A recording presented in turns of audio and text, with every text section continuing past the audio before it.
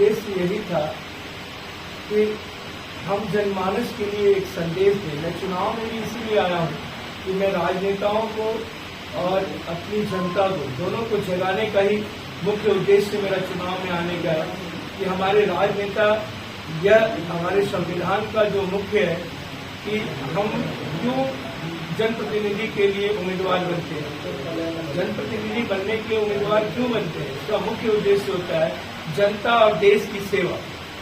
पहला होता है जनता की सेवा। जब जनता की सेवा होगी तो देश की सेवा होगी, क्योंकि व्यक्ति से ही सब कुछ है। तो यहाँ मुख्य हमारा होता है सेवा, लेकिन शायद जस्ट इसका उल्टा हो जाता है।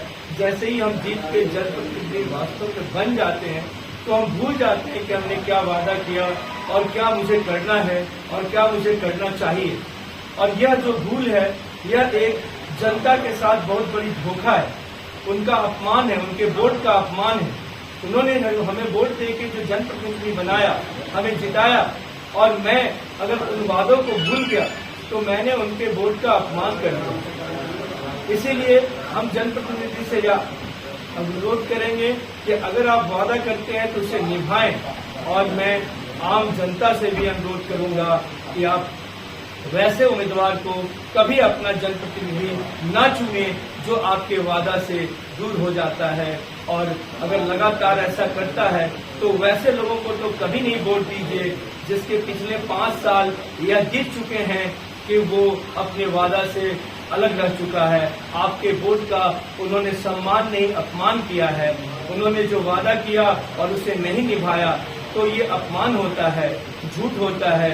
और ऐसे झूठे और अपमानित करने वाले को वोट नहीं देना चाहिए। चाह रही है कि जनता के दिल में नहीं फंसे, आक्रोश है, लेकिन वही दाना डालने वाली जो एक विडंबना है कि जब वो दाना छिड़कते हैं तो हमारे जनता के जो छोटे छोटे नेता हैं वह जाके हमारे जनता को दिग्भ्रमित कर देते हैं। और उनके दाना के चक्कर में हमारी ये सब भोली वाली जनता फिर से वही गलत काम कर देती है जिनसे उसे वंचित रहना है, जिनसे उन्हें दूर रहना है। तो हम यह चाहेंगे अपनी जनता से, मैं बार बार पटना साहिब की जनता से मैं विनती करूंगा, करबद्ध प्रार्थना करूंगा कि आप वैसे उम्मीदवार को वोट न दें जो आपसे वोट लेके 5 साल सो जाते हैं। शासन के बल से अपनी सत्ता को कायम रखना चाहते हैं, जबकि यह सेवा है। अगर पब्लिक मुझे वोट देती है तो मुझे सेवा करना है, नहीं देती है तो मैं अपने कार्य में लगा रहूंगा जो मेरा कार्य है। लेकिन ये लोग तो इसे सेवा नहीं बल्कि इसको तो लगता है कि राज दरबार की तरह अधिकार बना लिए हैं, जैसे ये मेरा ही है और मेरा ही रहेगा, मेरे सिवा किसी का नहीं होगा।